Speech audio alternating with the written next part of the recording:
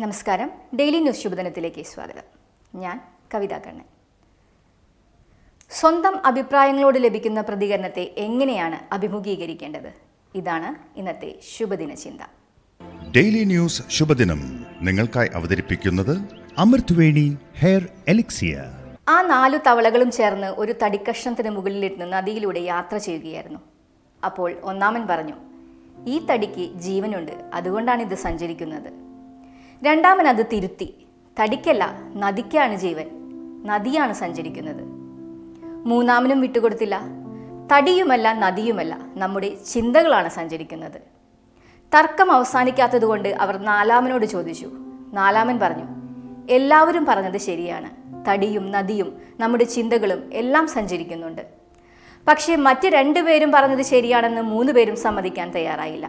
അവസാനം ആ 3 പേരും കൂടി നാലാമനെ പിടിച്ച് നദിയിലേക്കിട്ടു.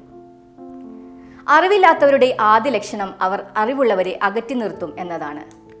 ഒരേ തൂവൽ പക്ഷികളുടെ കൂടെ പറക്കാനാണ് എല്ലാവർക്കും ഇഷ്ടം.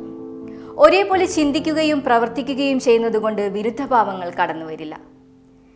തിരുത്തൽവാദികളെ കൊണ്ടുള്ള അസ്വസ്ഥതകളില്ല. വരൾച്ച മുരടിക്കുന്ന എല്ലാ സിദ്ധാന്തങ്ങളുടെയും പ്രസ്ഥാനങ്ങളുടെയും നാശകാരണം അതിനുള്ളിൽ ആഭ്യന്തര വിമർശകർക്ക് സ്ഥാനമില്ല എന്നുള്ളതാണ്.